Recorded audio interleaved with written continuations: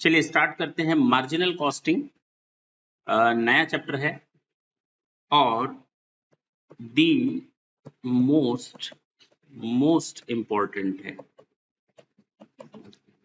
ये toughest chapter की category में आता है, यानी ये चैप्टर टफ माना जाता है।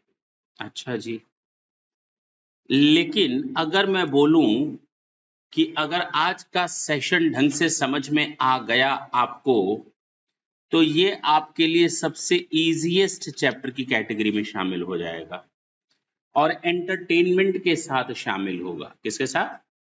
अच्छा जी, इसमें आप कई सारे मैजिक सीखने जा रहे हैं। क्या जादू? 2 और 2 4 ही होता है, लेकिन कितने तरीकों से 4 हो सकता है वो आप सीखने जा रहे हैं। सीधे बैठ जाए सेठ जी।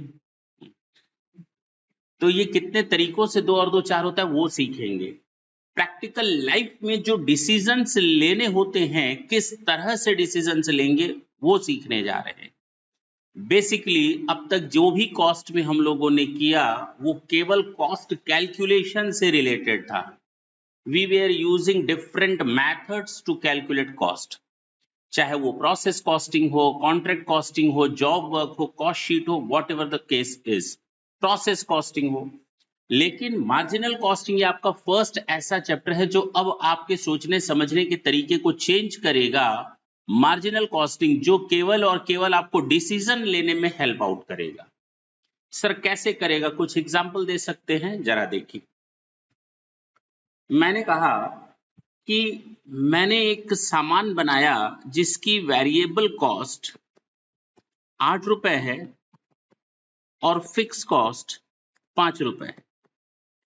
टोटल कॉस्ट उसकी लगी 13 रुपीज, और अगर हम इसमें प्रॉफिट ऐड कर दें 7 रुपए, तो हम इस सामान को सेल करते हैं 20 रुपए में।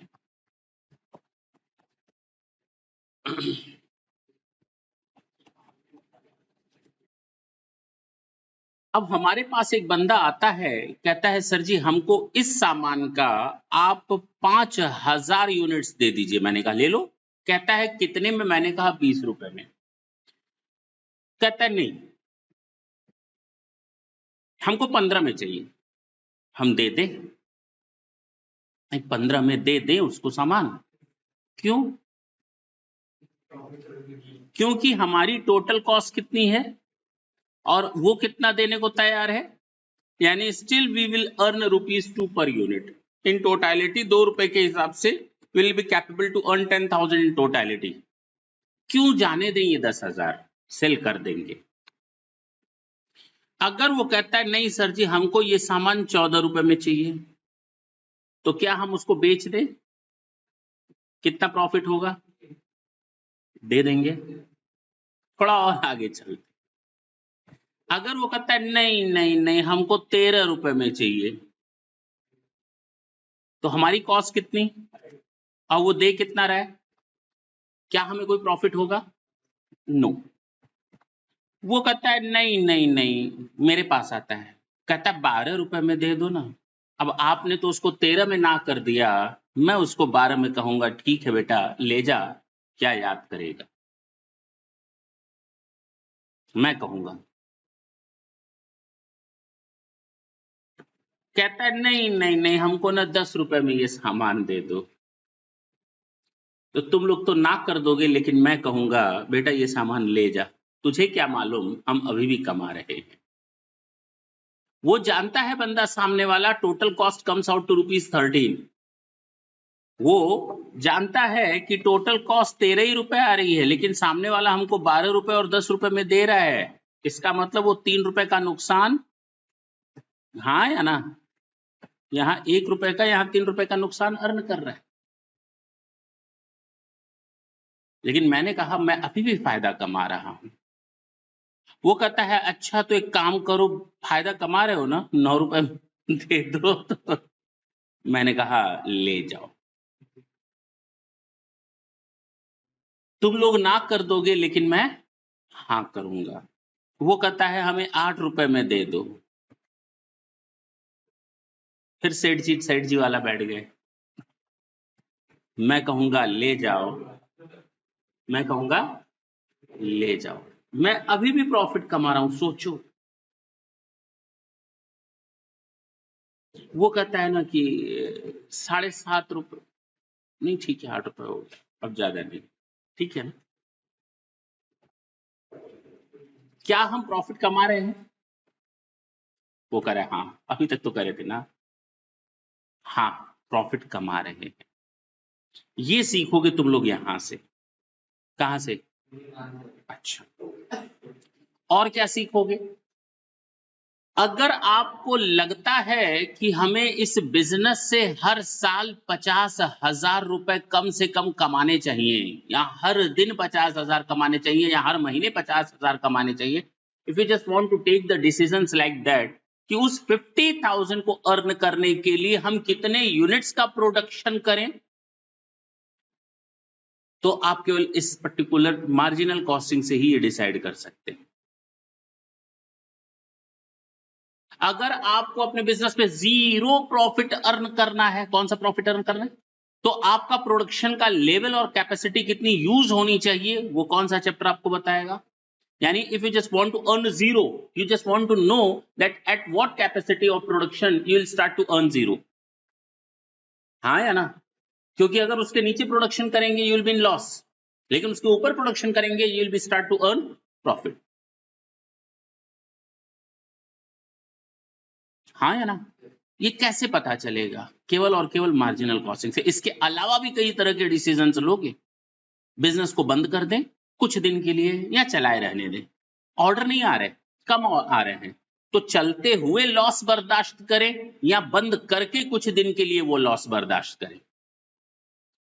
सामने वाले ने कहा हम आपको 13 रुपए नहीं देंगे, 8 रुपए देंगे, आप क्या माल सेल करोगे, आपको क्या प्रॉफिट होगा उसके बावजूद, आपके ऊपर है। अब आप देखेंगे मार्जिनल कॉस्टिंग में कैसे डिसीजंस लेते हैं। स्टार्ट करें। सबसे पहले तो ये समझिए मार्जिनल कॉस्ट का मतलब क्या होता है।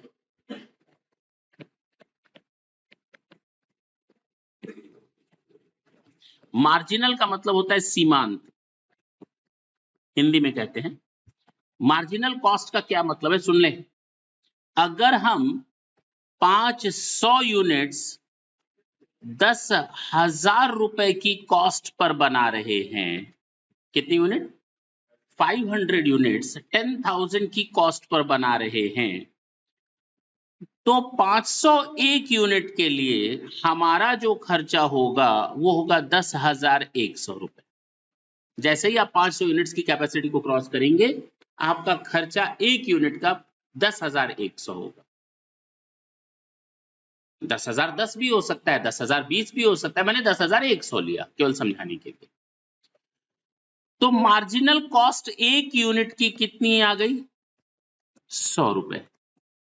यानी एक प्रोडक्शन लेवल पर एक यूनिट बढ़ाने पर आपकी कितनी कॉस्ट इंक्रीज होती है, that is known your marginal cost. किसी एक लेवल के ऊपर एक यूनिट बनाने पर कितनी एक्स्ट्रा कॉस्ट उस एक यूनिट पर पड़ रही है, that is known as marginal cost. 10 unit बनाने की कॉस्ट थी 1,000, 11 यूनिट बनाने की कॉस्ट हो गई 1,100, 12 यूनिट बनाने की कॉस्ट हो गई 1,500 मान लेते हैं। तो इस एक यूनिट को बढ़ाने पर हमारी जो कॉस्ट लगी है वो 100 रुपए लगी। इस एक यूनिट को बढ़ाने पर जो मेरी कॉस्ट प्लस हुई है वो 400 हुई। This is known as marginal cost. ये मार्जिनल कॉस्ट है। एक एक्स्ट्रा यूनिट को बढ़ाने पर जो कॉस्ट इंक्रीज होती है वो आपकी मार्जिनल कॉस्ट होती है।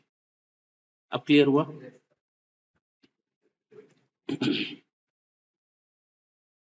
अच्छा, हम लोग एक चीज और जानते हैं कि जो हमारी कॉस्ट होती है ना, उसमें दो फैक्टर्स शामिल होते हैं। एक होता है वेरिएबल कॉस्ट, एक होता है फिक्स कॉस्ट, और तीसरा होता है सेमी वेरिएबल। तो semi variable is the part of the variable cost plus fix cost, दोनों हिस्से शामिल रहते हैं। तो बेसिकली अगर देखा जाए तो कॉस्ट में दो फैक्टर्स होते हैं, वेरिएबल कॉस्ट और फिक्स कॉस्ट। वेरिएबल कॉस्ट की डेफिनेशन आपको हमने बताई थी, cost varied according to the production. हाँ या ना? प्रोडक्शन बढ़ेगा तो कॉस्ट बढ़ेगी, प्रोडक्शन घटेगा तो कॉस्ट घटेगी, प्रोडक्शन नहीं होगा तो कॉस्ट नहीं लगेगी। ये पेन मुझे बनानी है एक, तो इस पर जो मटेरियल लगेगा वो एक पेन के बराबर लगेगा। अगर मैं 2 पेन कल से बनाना शुरू कर दूं तो 2 पेन के बराबर का मटेरियल लगेगा। तीसरे दिन में मटेरियल पेन बनाऊं ही नहीं तो कोई मटेरियल नहीं लगेगा। बात समझ में आई? तो वेरिएबल कॉस्ट को हम लोग ऐसे देखते हैं, ये जितना यूनिट बढ़ाते जाएंगे कॉस्ट उस हिसाब से प्लस होता। अच्छा, फिक्स कॉस्ट की कैरेक्टरिस्टिक होती है कि वो फिक्स रहता है। आप इतना यूनिट बनाओ, इतना यूनिट बनाओ, इतना यूनिट, कितना भी यूनिट बनाओ कोई फर्क, ये रुपीस में कांस्टेंट रहेगा इन टोटो।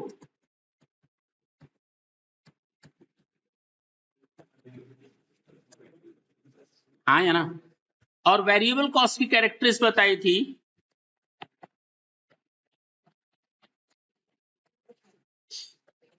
पर यूनिट इज फिक्स्ड, दोनों फिक्स होते हैं, लेकिन variable cost per unit fix होता है और फिक्स कॉस्ट टोटल में फिक्स होता है।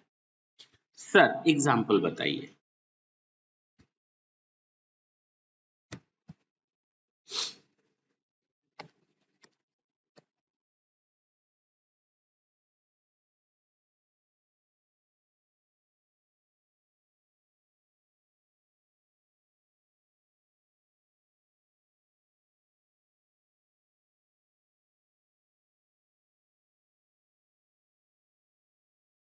एक यूनिट,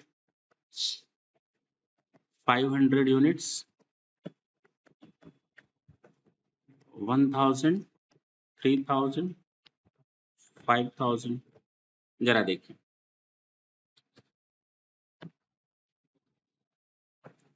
वेरिएबल कॉस्ट है। अच्छा, हम क्यों बताएं कौन सी कॉस्ट है? कॉस्ट है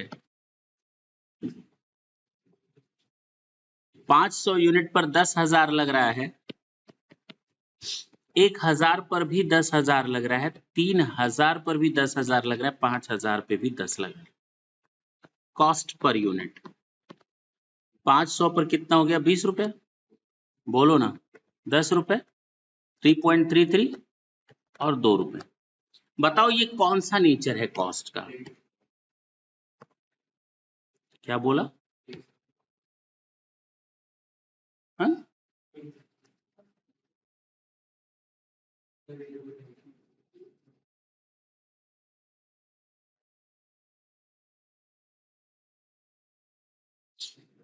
ये हमारी वेरिएबल कॉस्ट नहीं है, क्योंकि फिक्स कॉस्ट, अगर आपको डेफिनेशन याद हो तो मैंने कहा था cost which tend to remain constant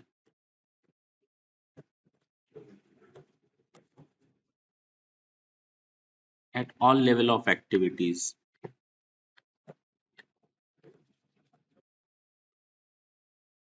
is called fixed cost। याद आया? ये आपका इंट्रोडक्शन चैप्टर में बड़े आराम से बताया था कि ऐसी कॉस्ट जो हमारी इन टोटालिटी फिक्स रहती है, इन टोटो फिक्स रहती है, तो आप कितना भी यूनिट बना ले, irrespective of the number of units produced, your total cost would be the same. अगर ऐसा है तो ये आपकी फिक्स कॉस्ट का नेचर है। कौन सा नेचर है? देखिए ना, एक यूनिट बनाओ तो भी 10,000, 1000 यूनिट बनाओ तो भी 10,000, 500 यूनिट बनाओ तो भी 10,000, 3000 बनाओ तो भी, तो ये आपका इन टोटो फिक्स्ड है।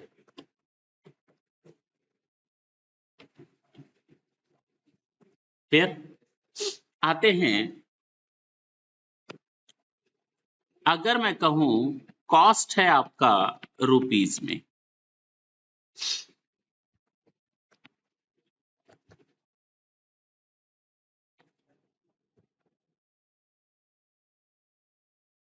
जबकि कॉस्ट पर यूनिट अगर हम बात करें,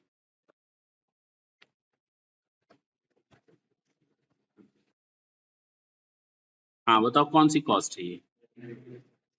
कौन सी कॉस्ट है? वेरिएबल।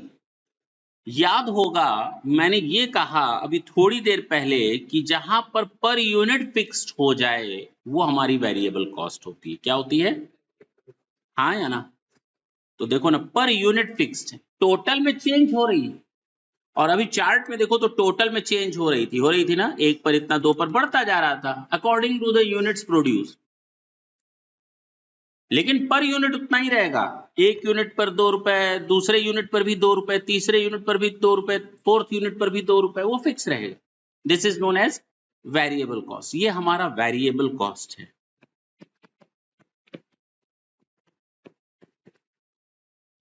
और ये होता है पर यूनिट इज फिक्स्ड। दिख रहा है ना? पक्की बात है।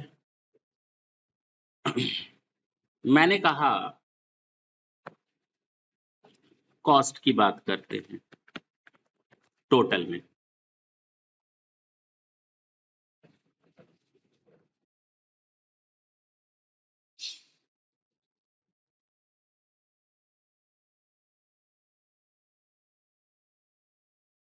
हाँ, कौन सी कॉस्ट है ये? फिक्स कॉस्ट या वेरिएबल कॉस्ट?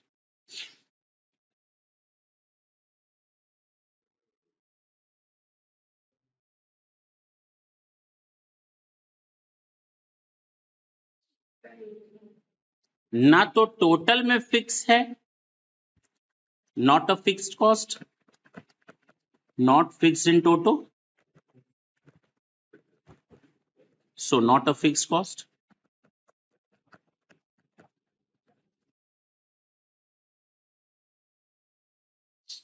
पर यूनिट की बात करें, नॉट फिक्स्ड पर यूनिट, बोलो, so not a variable cost.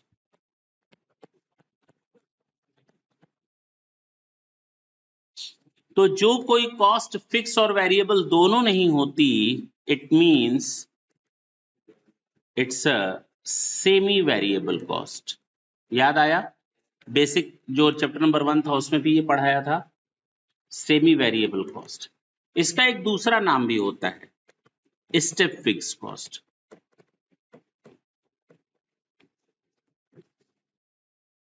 Clear हुआ? इसको हम लोग सेग्रीगेट करते हैं, इसका मतलब ये कोई रोल नहीं प्ले कर रहा। ये 5,000 रुपए जो हैं इसमें फिक्स कॉस्ट भी होगी और इसमें वेरिएबल कॉस्ट भी होगी। ये जो 6,000 है इसमें फिक्स कॉस्ट भी है और वेरिएबल कॉस्ट भी है। That's why it is known as semi variable cost. अब सेग्रीगेशन करने की अगर बात आएगी तो सीधी सी बात है, 1,000 यूनिट्स थे, फिक्स कॉस्ट हमेशा फिक्स रहता है चाहे यूनिट्स कितने भी हों। इधर 1,000 यूनिट थे, इधर 3,000 यूनिट थे, बोलो ना। 1,000 यूनिट पर भी फिक्स कॉस्ट उतनी लगेगी जितनी 3,000 यूनिट्स पर फिक्स कॉस्ट लगेगी। अरे बोलो। और अगर वेरिएबल कॉस्ट की बात की जाए तो मान लेते हैं 1,000 यूनिट पर वाई रुपीस के हिसाब से, हाँ या ना? 1,000 यूनिट पर वाई रुपीस के हिसाब से ये टोटल लगी कॉस्ट x प्लस 1,000 वाई, और यहां पर लगेगी x प्लस 3,000 वाई। बात समझ में आई?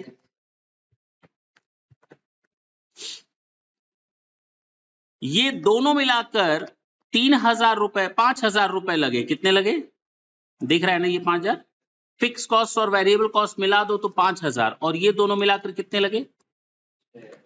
दो फॉर्मूले बनकर के आ गए simultaneous equation. x plus 1,000 y equal to 5,000, x plus 3,000 y equal to 6,000। बोलो ना। We found two simultaneous equations. अगर लेस कर दें तो हमारे पास बचा 2,000 वाई, 1,000 रुपए, यानी y इक्वल टू 98, और y हमारा होता है वेरिएबल कॉस्ट। ये क्या है? तो 50 पैसा पर यूनिट। अरे बोलो, ये है आपका वेरिएबल कॉस्ट। और वेरिएबल कॉस्ट अगर निकल गया तो इसको प्लेस कर दो किसी भी इक्वेशन में, चाहे 1 या 2 में, you will find the fix cost.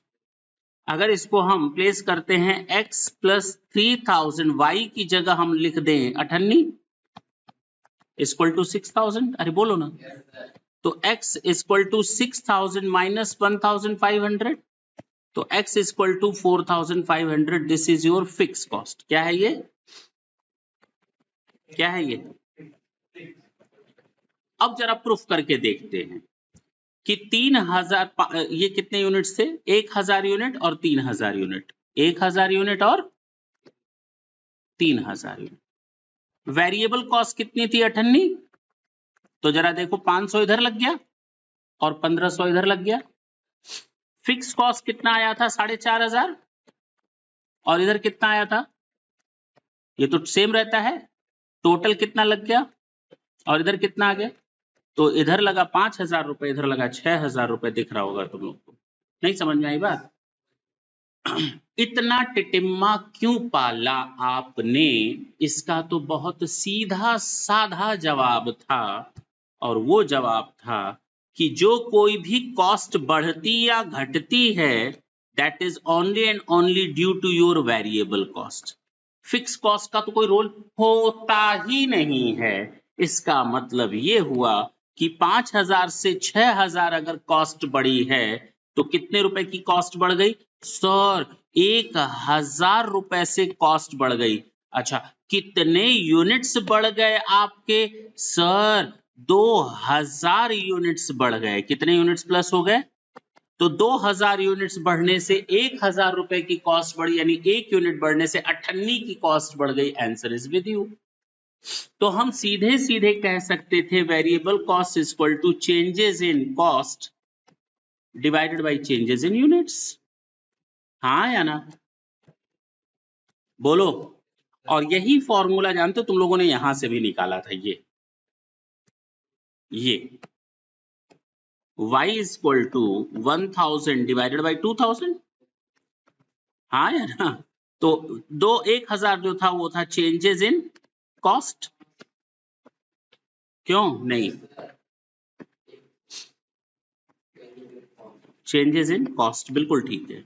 ये 1000 और divided by changes in units, यही तो आया।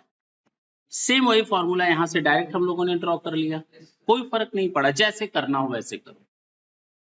समझ में आई बात? तो कहने का मतलब ये, हम लोगों ने टोटल मिलाकर के ये देखा, वेरिएबल कॉस्ट, फिक्स कॉस्ट और सेमी वेरिएबल कॉस्ट। दोबारा ये सारी चीजें बता दी, रिवाइज करवा दिया। आते हैं मेन मुद्दे की बात पर। चूंकि ये बताना जरूरी था, अब हमारा मार्जिनल कॉस्ट चल रहा है, जो केवल और केवल मार्जिनल वैल्यूज को ध्यान में रखेगा, या आप कह सकते हैं वेरिएबल कॉस्ट को ध्यान में रख करके बताएगा। मैं केवल वेरिएबल कॉस्ट नहीं बोल रहा, केवल समझाने का पर्पस है वेरिएबल कॉस्ट में बोल रहा हूं। Marginal cost doesn't mean only variable cost, लेकिन कहा यही जाता है marginal cost means variable cost. अगर कुछ ना दिया हो, स्पेसिफिक कंडीशंस ना हो, तो marginal cost means variable cost. हाँ या ना? यानी हर एक यूनिट को एक्स्ट्रा प्रिपेयर करने पर जो कॉस्ट लगे, वो एक्स्ट्रा कॉस्ट एक यूनिट की, वो हमारी मार्जिनल कॉस्ट होती है। ये इसका सिस्टम है। चल सकते हैं?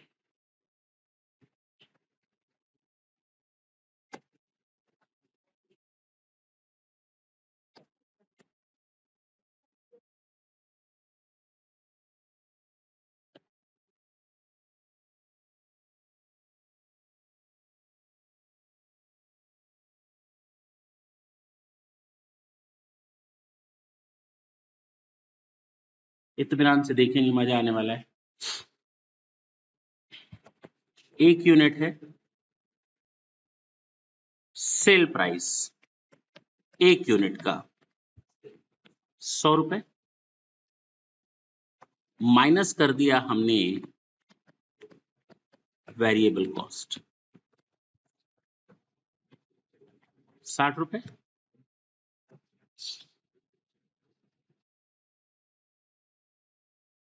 अलग कर दिए। क्या बचा? Minus fix cost. अब फिक्स कॉस्ट पर यूनिट नहीं होती है, तो मालूम है ना? हाँ या ना?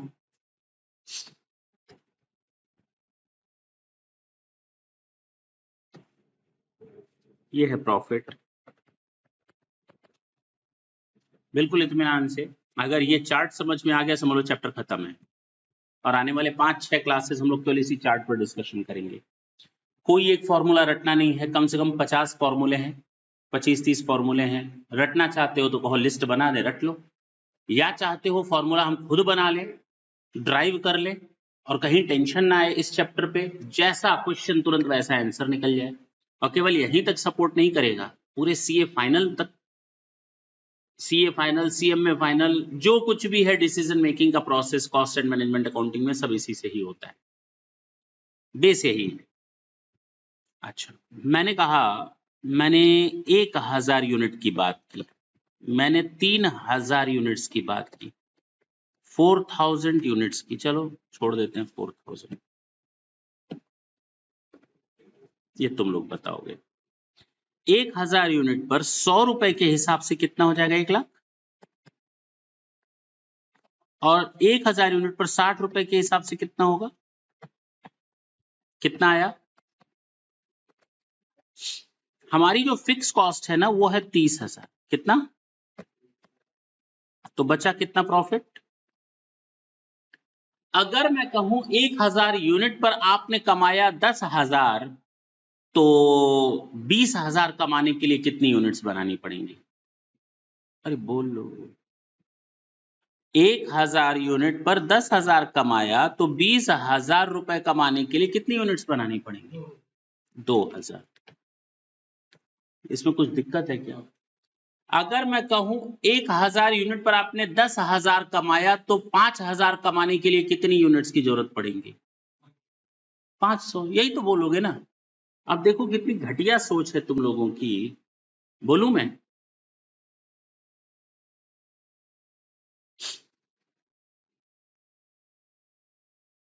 याद रखना जो तुम लोगों ने बोला है। तुम लोगों ने कहा है 1000 यूनिट पर अगर 10,000 है तो 2000 यूनिट पर 20,000 का प्रॉफिट होगा, और 500 यूनिट पर 5,000 का प्रॉफिट होगा। यही बोला है तुम लोगों ने, पक्का? 3000 यूनिट्स पर प्रॉफिट, अगर 1000 पर 10,000 का प्रॉफिट है तो 30,000 पर कितना है? 3000 पर कितना आंसर आना चाहिए? है? यही आना चाहिए ना? बोलो।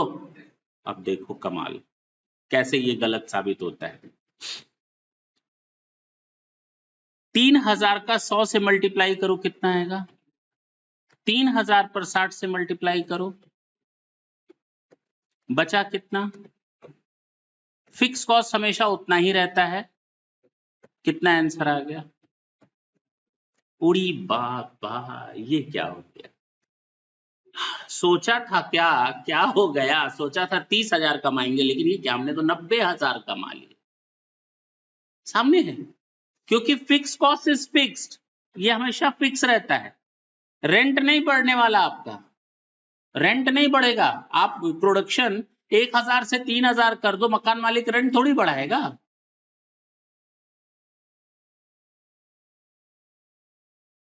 बोलो, नहीं बढ़ाएगा ना? यही है। अच्छा, अगर हमको, मैंने कहा ये छोड़ो, 30,000 की जगह हम लोग कितना कमा रहे हैं? 90,000।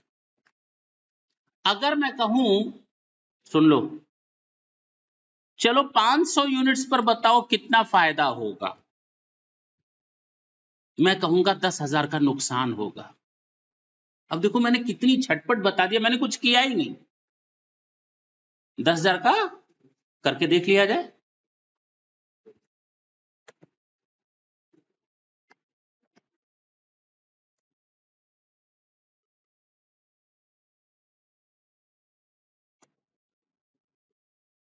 दस हजार का नुकसान। अगर मैं कहूं कि यहां पर आपको कमाना है 50,000, कितना कमाना है? 50,000 कमाना है तो कितना यूनिट बनाना पड़ेगा? मैं कहूंगा 2,000 यूनिट्स। सोचो, मैंने कुछ कैलकुलेशन किया ही नहीं, तो 2,000 पर 50,000 आना चाहिए ना? जादू लग रहा है ना? लेकिन तुम लोग इससे अच्छे अच्छों को घुमा सकते हो। ये अभी नॉर्मल कैलकुलेशन है तब की मैं बात कर रहा हूं। कितना आया आंसर?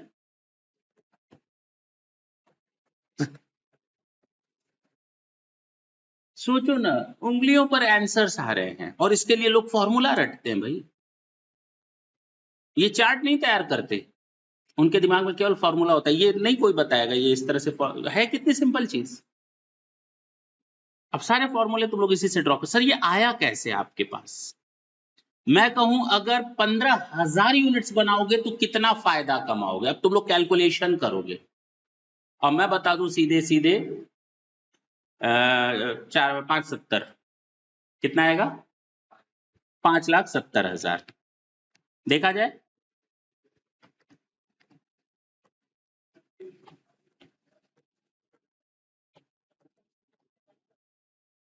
उड़ी बात हो गया।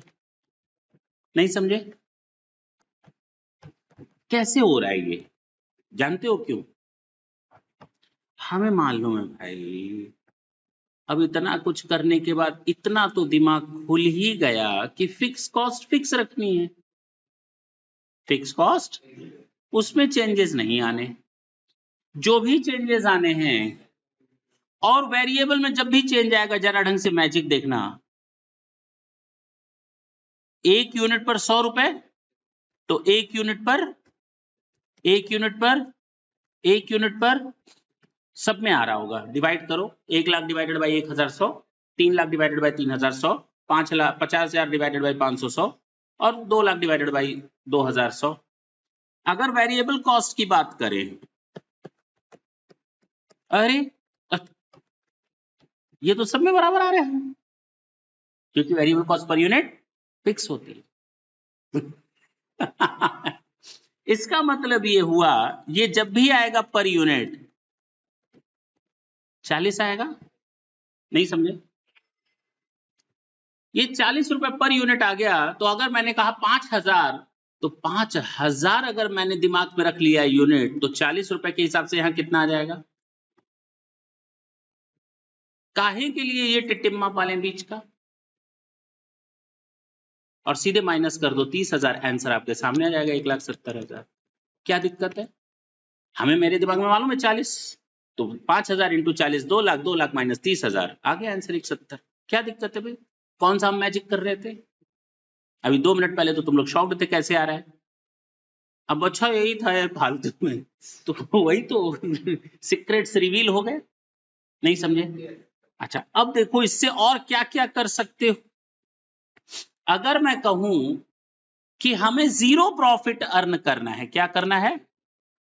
जीरो प्रॉफिट अर्न करने के लिए हमारे बिजनेस को कितने यूनिट्स बनाने चाहिए, तो इसका मतलब जीरो बनाने के लिए भी 30,000 का खर्चा होगा। इसका मतलब हमें 30,000 कमाना पड़ेगा। इसका मतलब हर एक यूनिट पर हम 40 कमाते हैं, तो 750 यूनिट बना लो, आ जाएगा। कितना कितना आएगा बताओ? 750 यूनिट ही आएगा। 750 इंटू 40 करो, 30 आ जाएगा।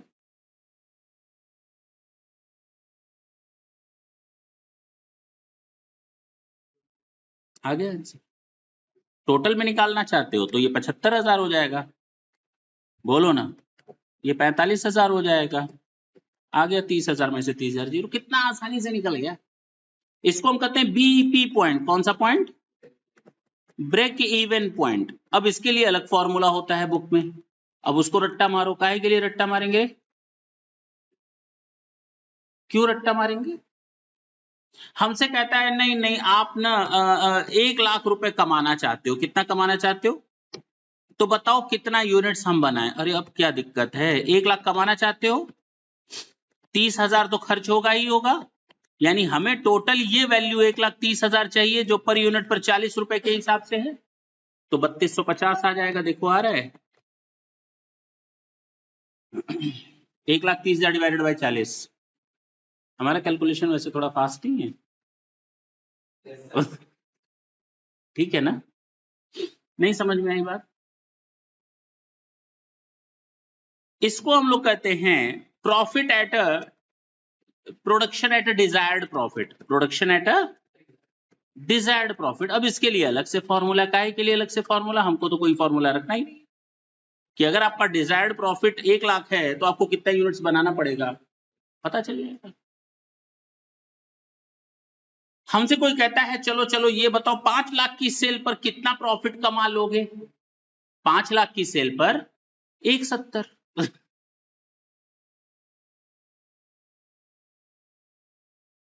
अब ये मैंने कैसे निकाल लिया? करूं? देखो सुन लो, जब ये फिक्स पर यूनिट, इसका इससे रेशियो बराबर इसका इससे रेशियो, देखो ये हमेशा 60% आएगा, हमेशा 60% आएगा, ये हमेशा 40% आएगा। क्या आएगा? इसको हम लोग नाम देते हैं कंट्रीब्यूशन। क्या नाम देते हैं? कंट्रीब्यूशन। हमेशा नाम देते हैं, यानी कि ये सेल्स में से वेरिएबल कॉस्ट को माइनस कर दो तो हमारे पास आता है कंट्रीब्यूशन, चाहे पर यूनिट बोलो चाहे टोटल में बोलो। और इन तीनों का रिलेशनशिप हमेशा प्रोपोर्शनेटली सेम होता है। ये हमेशा 100% होगा तो ये हमेशा 60% होगा, ये हमेशा 40% होगा। सर आपने 140 रखा है तभी आ रहा है। अरे भाई 9 रुपए रख लो, 15 रुपए रख लो, परसेंटेज तो परसेंटेज होता है, वो हमेशा इक्वल ही होगा, रेशियो हमेशा उसका इक्वल ही आएगा। दूसरा क्वेश्चन पिक कर लें। अब 140 ना करके कुछ और करते हैं ताकि और थोड़ा डिटेल में आए। अगर ये फंड एक बार दिमाग में छप गया तो फिर कोई दिक्कत है ही नहीं। वैसे आ गया होगा। हाँ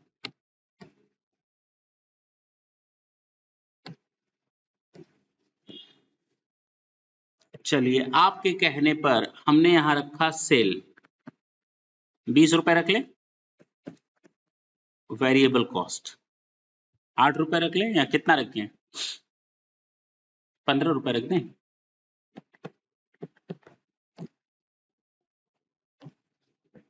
तो क्या आ जाता है इन दोनों को माइनस करने पर? कंट्रीब्यूशन। कितना आ गया? अच्छा, फिक्स कॉस्ट हमें मालूम है 1 लाख रुपए है। कितना?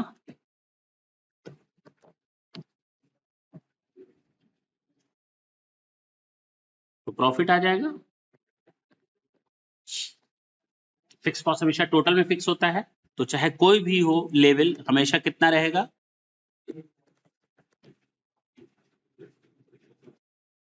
अच्छा, अगर इसकी बात करें, हम बनाते हैं 5000 यूनिट, 8000 यूनिट, तो चलो आंसर क्या होगा?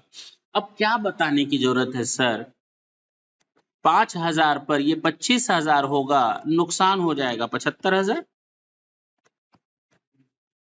और अगर 30,000 रुपए यूनिट रख दें, 30,000 यूनिट, तो ये हो जाएगा 1,50,000, ये हो जाएगा 50,000 का प्रॉफिट। नहीं समझ में आई बात? सिंपल, बीच में फिल इन द ब्लैंक्स करने की क्या जरूरत है तुमको? है क्या? है क्या? कर लेते हैं। 5,000 इंटू 20 आ तो गया, वही आएगा। 30,000 इंटू 20 6 लाख, ये 4,50,000, 15 के हिसाब से आ तो गया। कुछ ना करो तो भी आएगा। नहीं समझे? अब अगर हम कहें जीरो प्रॉफिट अर्न करना है, बीपी, तो इसका मतलब हमें 1 लाख रुपए कंट्रीब्यूशन चाहिए। 1 यूनिट पर हमें 5 रुपए मिल रहा है, तो 20,000 यूनिट से बना लो। यानी हमारा प्रोडक्शन कम से कम 20,000 यूनिट्स होगा, तब हम जाकर के बीईपी पर रहेंगे। इसका मतलब अब मैं थोड़ा और इलेबोरेट कर दूं। आश्चर्य होगा तुम लोग को अब जो मैं बोलने जा रहा हूं, एक नया मैजिक। अगर मैं ये बोलूं कि 1 यूनिट और बढ़ा दी, 20,000 1 यूनिट कर दी, कितनी? तो प्रॉफिट कितना होगा? 20,000 1 यूनिट कर दी, 5 रुपए, प्रॉफिट कितना आ जाएगा?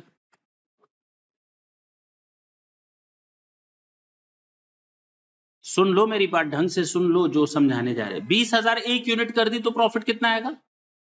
और अगर 20,000 2 यूनिट कर दी तो? 1 यूनिट पर 5 रुपए, तो 2 यूनिट पर 10 रुपए। बिल्कुल ठीक है।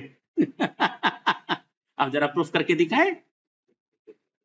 20,000 1 इंटू, तो ये हो जाएगा 1,05,000 माइनस 1,00,000, कितना आ गया? आ गया ना?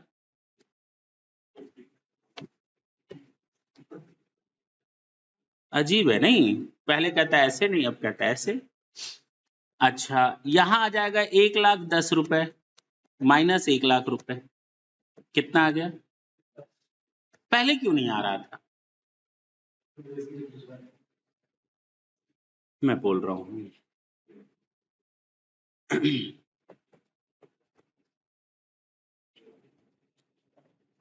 जब तक हमारा फिक्स्ड कॉस्ट एब्जॉर्ब नहीं हो गया था, क्या ये वाला हिसाब किताब, तब तक आप वो फंडा यूज नहीं कर सकते 100 पर 200 तो 200 पर 400, क्योंकि फिक्स कॉस्ट फिक्स है, उससे हमारी कॉस्ट पर इंपैक्ट आ रहा है। एक बार फिक्स कॉस्ट आपने पूरा रिकवर कर लिया, ये फिक्स कॉस्ट पूरा रिकवर हो चुका है, तभी तो जीरो आया, इसका मतलब फिक्स कॉस्ट रिकवर। अब इसके ऊपर 1 यूनिट बनाओगे तो जितना भी कंट्रीब्यूशन होगा ये 1 यूनिट पर, वो सब पूरा पूरा कमाओगे, 100% कमाओगे। कितना कमाओगे? यानी जो तुमने 5 रुपए कमाया वो पूरा 5 रुपए आ गया, जो 10 रुपए कमाया कंट्रीब्यूशन वो पूरा तुम्हारा प्रॉफिट में कन्वर्ट हो गया। सोचो कितनी बड़ी बात है।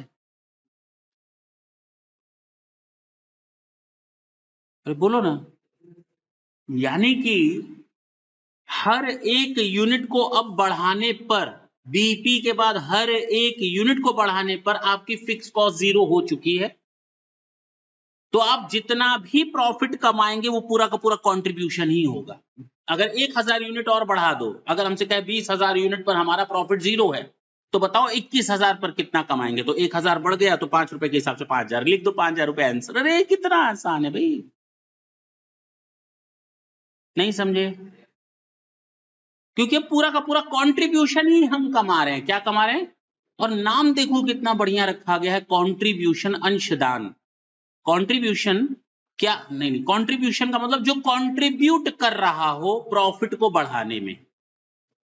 तो after getting your BEP level, whatever the contribution do you have is the 100% profit over and above the BEP। हाँ या ना? जो भी हम बीईपी यूनिट्स के ऊपर का प्रोडक्शन करेंगे, हमारा कंट्रीब्यूशन पूरी तरह से 100% मेरा प्रॉफिट होगा।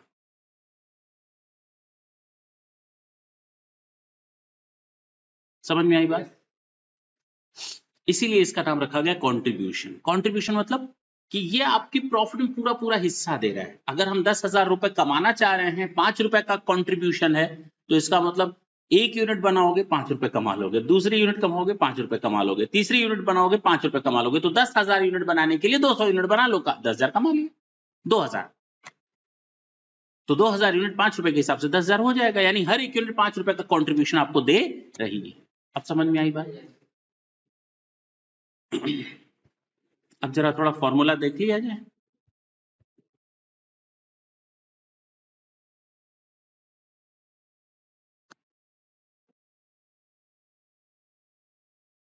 इसको कहा जाता है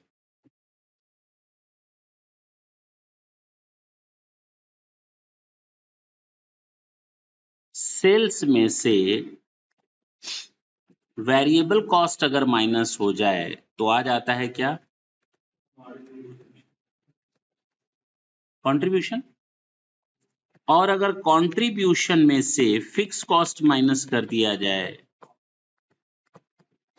तो प्रॉफिट। हाँ या ना?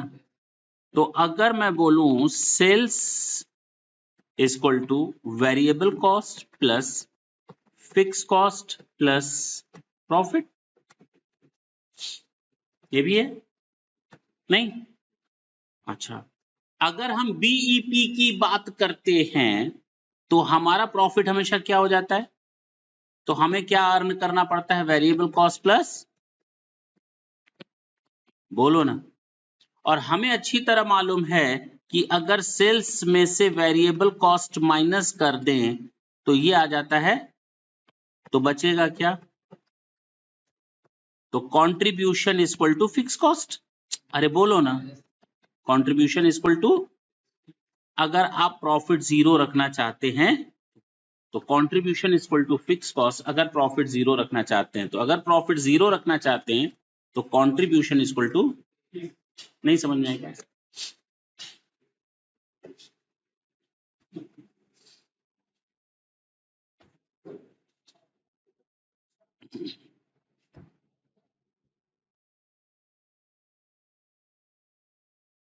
मैंने कहा कि चलिए सर ये 20 में से 15 हट गया तो ये हमेशा रेशियो इक्वल रहेगा। मैंने कहा ये 25% है, कितना है? देखो ना 20 का 5 कितना होता है? 20 का 5 कितना होता है? तो 1 लाख का 25 कितना परसेंट होगा? 6 लाख का 1,50,000 कितना परसेंटेज होगा? ये सब 25-25% है। क्यों? क्योंकि सेल प्राइस पर यूनिट और variable cost per unit fix है। हाँ या ना? तो अगर 25% निकालना हो तो हम क्या बोलेंगे? तुम लोगों ने कैसे निकाला? सर ये 25% हमने निकाला 5/20 इंटू 100, कितना आ गया? इसको हम लोग नाम देते हैं पीवी रेशियो। क्या नाम देते हैं? ये पीवी रेशियो है। ये रुपीस में टर्म करोगे तो 5 रुपए पर यूनिट कंट्रीब्यूशन, और उसी कंट्रीब्यूशन को जब हम परसेंटेज के टर्म में डिनोट करते हैं तो उसको हम पीवी रेशियो बोलते हैं। अरे भाई बोलो, 5 रुपए इधर भी आएगा, 5 इधर भी आएगा, 5 इधर भी आएगा, 5 इधर भी आएगा। पर यूनिट हमेशा 20-20 रुपए ही रहेगा, तो 5 रुपए हमेशा 25% के बराबर ही होगा। वैसे नहीं देखोगे तो 25,000 डिवाइडेड बाई 1 लाख इंटू 100 करोगे तो भी 25% आएगा। 1,50,000 डिवाइडेड बाई 6 लाख इंटू 100 करोगे तो भी 25% आएगा। तो PV ratio is always constant. PV ratio is always constant. उसको हम लोग नाम देते हैं पीवी रेशियो। फुल फॉर्म क्या होता है? Profit volume ratio. क्या बोलते हैं उसको? तो पीवी रेशियो या प्रॉफिट वॉल्यूम रेशियो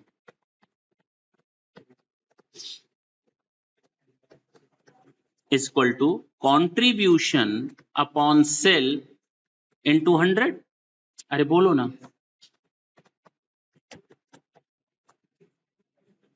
अब कंट्रीब्यूशन क्या लोगे? पर यूनिट लोगे या टोटल लोगे?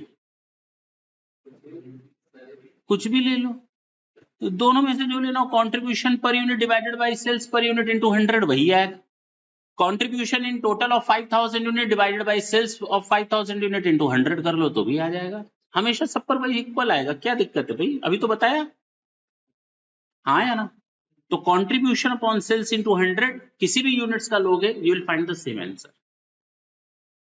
इसका मतलब ये समझ में आया सर, आप हमेशा अभी तक जितने भी क्वेश्चन बताए हैं आप ये मानकर चल रहे हैं। क्या मानकर चल रहे हैं? जितने भी क्वेश्चन अभी तक सॉल्व किए अभी तक केवल इतना ही तो माना कि cell price per unit is fixed, तभी तो सब पर 100 रुपया आ रहा है। Variable cost per unit is fixed, तभी तो हमारा कंट्रीब्यूशन पर यूनिट क्या होगा? फिक्स। हाँ या ना? और एक और एजम्पशन लिया, fix cost in totality is fixed. अगर ये 3 एजम्पशन आप साथ में लेकर चलोगे तभी आप मार्जिनल कॉस्ट का यूज कर पाओगे। Means these are the 3 basic assumptions. तो basic assumptions of marginal costing.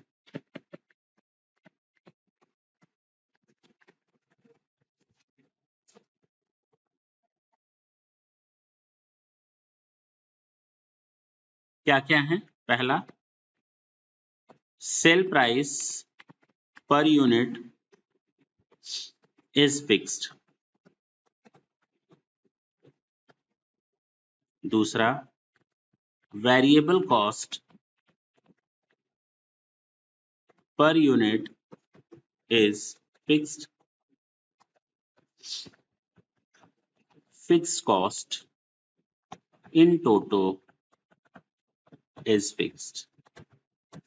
अगर ये 3 बेसिक कंडीशंस सेट हो जाती हैं तो आप मार्जिनल कॉस्ट का यूज कर सकते हैं बिना किसी टेंशन के।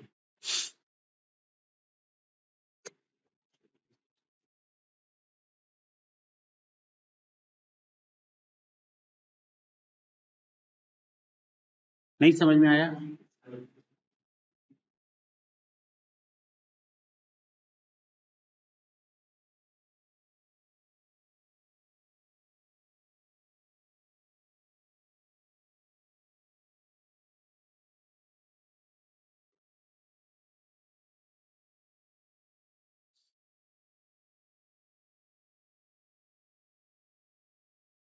ठीक है।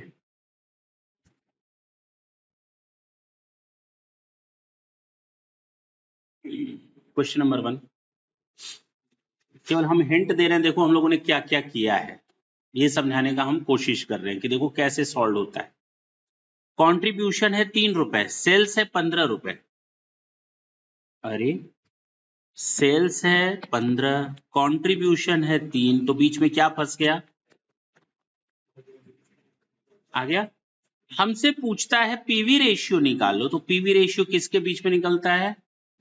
20%। This is your answer. नहीं दिक्कत है क्या? अरे बोलो ना। अच्छा, जब ये 20% होगा तो इसका मतलब वेरिएबल कॉस्ट ऑलवेज, जितने भी क्वेश्चन सॉल्व किए हैं, अगर ये 40% है तो ये हमेशा पक्की बात है ना। दूसरा जरा देखो, सेल्स है 10, वेरिएबल कॉस्ट है 4। सेल्स है 10, वेरिएबल कॉस्ट है 4, तो बचा कितना? तो परसेंटेज बता दो। 60%। नहीं, आंसर में दिक्कत आई क्या? 1 सेकंड नहीं लगा। पीवी रेशियो है 60%। वेरिएबल कॉस्ट है, जरा ढंग से देखना, वेरिएबल कॉस्ट है 4, कंट्रीब्यूशन है 4, तो वेरिएबल कॉस्ट 4, कंट्रीब्यूशन 4, तो सेल कितना? तो इसका पीवी रेशियो कितना? 50%। 50% कंट्रीब्यूशन अपॉन सेल्स इनटू 100। दिक्कत है क्या? कहता है variable cost to sales ratio. अरे भाई, सेल्स पर वेरिएबल कॉस्ट अगर 40 होगा तो कंट्रीब्यूशन कितना होगा? अरे हो तो गया पीवी रेशियो 60%। फिर कहता है फिक्स कॉस्ट 2000 है, प्रॉफिट 400 है। सेल्स है माइनस वेरिएबल कॉस्ट है, क्या आ जाता है? फिक्स कॉस्ट लेस कर देते हो, क्या आ जाता है? पक्का? चलो बताओ, फिक्स कॉस्ट कितना? 2000 और प्रॉफिट 400, तो टोटल कंट्रीब्यूशन कितना? बात समझ में आई? और सेल्स है 6000, तो सीधे 40% है ना। वेरिएबल कॉस्ट 60% होगा, पीवी रेशियो 40% होगा। This is your answer. समझ में आया? कितना हल्लुक था। अब आते हैं लास्ट, ये देखो देखना मजा आएगा।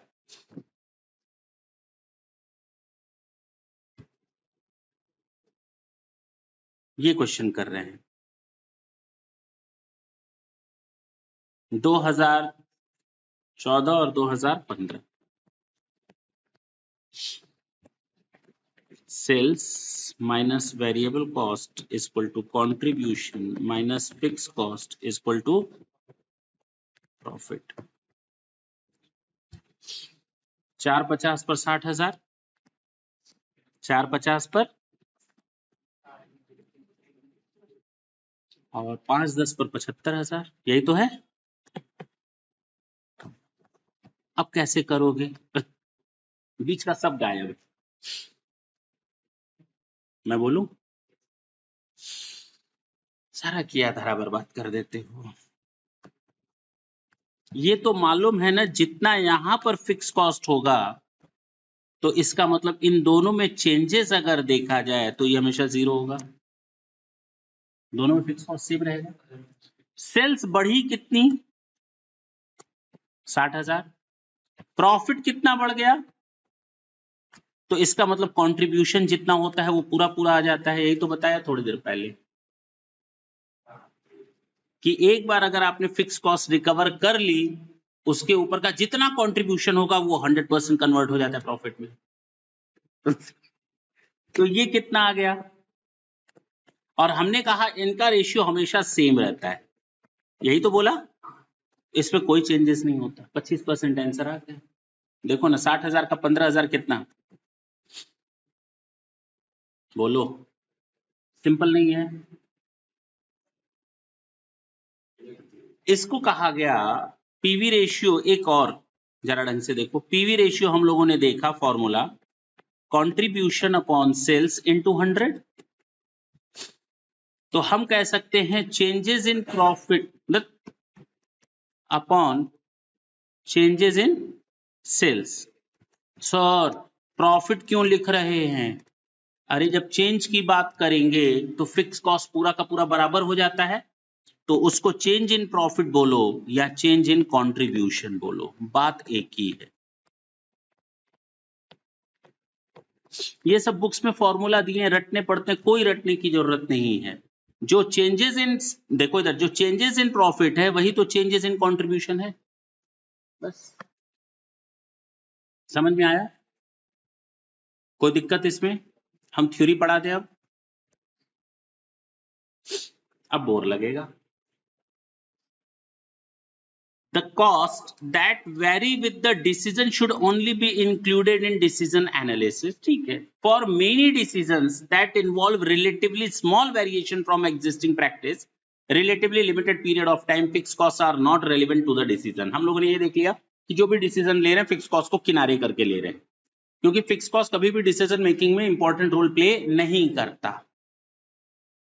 This is because either fixed costs tend to impossible to alter in the short term or manager are reluctant to alter them in the short term. Short term में हम कभी भी अपनी fixed cost को change नहीं कर सकते। Marginal cost. Marginal costing distinguishes between fixed costs and variable costs, or as conventionally classified. The marginal cost of a product, it's a variable cost. This is, मैंने बोला ना, मान लिया जाता है ये marginal cost ही variable cost है। This is normally taken to be direct labor, direct material, direct expenses, and the variable part of the overhead. Marginal costing is formally defined as the accounting system in which variable cost charged to cost unit and the fixed cost of the period. तो जब हमने आपको chapter number 1 पर पढ़ाया था तो उसमें variable cost को मैंने प्रोडक्ट कॉस्ट माना था और फिक्स कॉस्ट को मैंने पीरियड कॉस्ट माना था, याद होगा। And our return of in full against the aggregate contribution. तो अभी तो हम लोगों ने कंट्रीब्यूशन देख लिया, अभी इसको देखने की जरूरत नहीं, इट्स स्पेशल इश्यूज फलाने अब छोड़ दो। Marginal cost is equal to variable cost, हाँ या ना? Direct material, direct labour, direct expenses और वेरिएबल सब जोड़ दो तो डायरेक्ट कॉस्ट हो जाएगी या वेरिएबल कॉस्ट हो जाएगी। Contribution equal to sales minus variable cost, variable cost की जगह इसने लिख दिया marginal cost. Alternative means for the marginal cost is the contribution approach, ठीक है।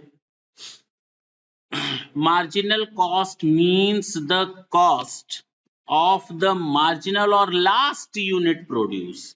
अगर हम 5000 यूनिट पर इतना खर्चा करते हैं तो 5000 एक यूनिट पर इतना खर्चा करेंगे, तो उस एक यूनिट पर जो एक्स्ट्रा खर्च होगा that is known as marginal. It is also defined as the cost of one more और one less unit produced besides existing level of production. One more और one less, in this correction unit में mean a single commodity, a dozen, a gross, और ठीक है units जो भी। ये example देख लेना, ये भी हो गया। Marginal cost may be defined as the technique of presenting cost data wherein variable and fixed costs are shown separately for managerial decision making process.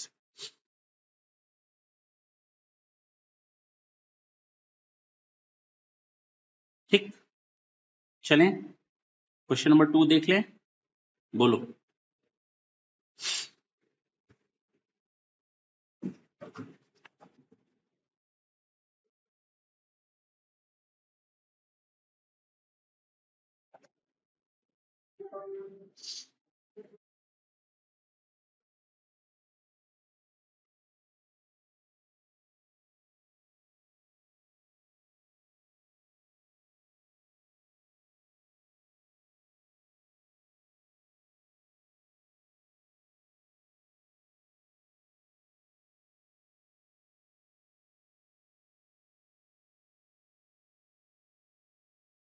Solution 2,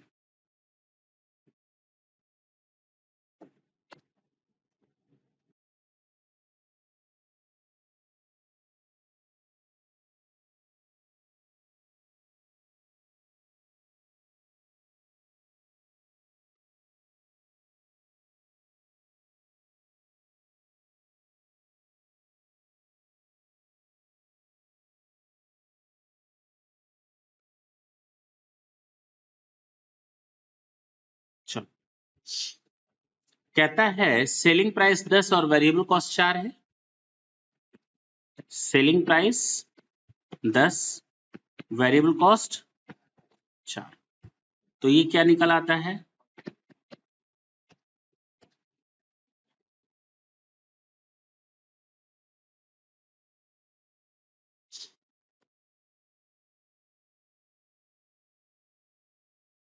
क्या आ जाता है यहाँ? अच्छा, कहता है कैलकुलेट पीवी रेशियो। तो अभी तक जो पीवी रेशियो था वो कितना था, कितना था बता सकते हो? 60%। दिख रहा है, ये 100 है, ये 40 है। अच्छा जी, अगर सेलिंग प्राइस कम हो जाए तो, सुनना, मैं अपनी ही बात से मुकर गया। नहीं समझ में आया, नहीं समझ में आया। कहाँ है? तो मैं अपनी बात से कहाँ मुकर गया?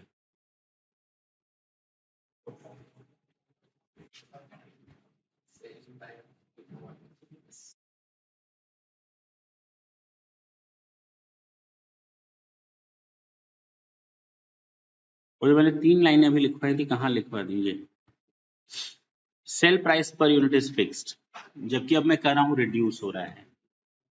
तो जब सेल्स प्राइस रिड्यूस होगा तो आपका पीवी रेशियो, आपका डिसीजन भी चेंज हो जाएगा।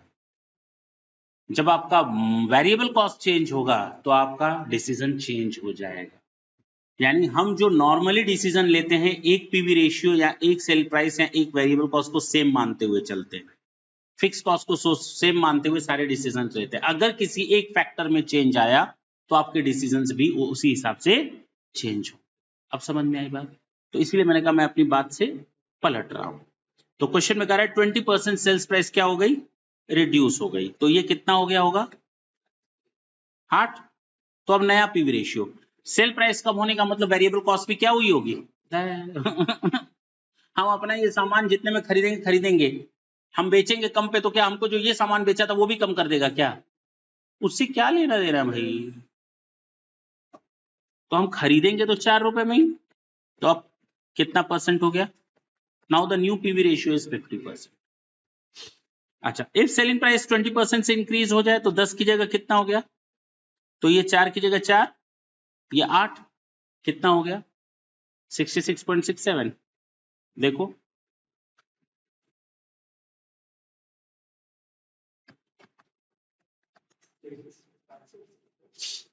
अच्छा, अगर वेरिएबल कॉस्ट नहीं, क्या बोला है? Selling price, variable cost is decrease by 25%, तो ये 3 रुपए हो जाएगा, ये 10 था, बचा कितना? यानी वेरिएबल कॉस्ट में चेंज होने का मतलब ये नहीं कि सेल्स प्राइस में चेंज हो, सेल्स प्राइस में चेंज होने का मतलब ये नहीं कि वेरिएबल कॉस्ट में चेंज हो। तो इसका मतलब अभी हमारा कितना परसेंट हो गया? If variable cost is increased by 25% तो 5 रुपए हो जाएगा, ये 50%। If sales price and variable costs are reduced 20% and 25%, where sell price 20% से चेंज और ये 25% से चेंज, रिड्यूस हुआ है ना? हाँ, तो कितना बचा? 5। कितना परसेंट आया?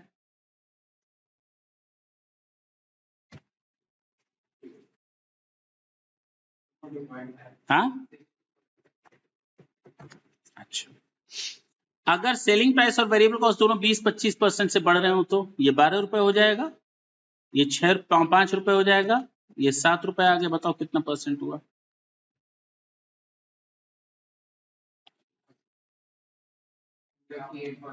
58.58.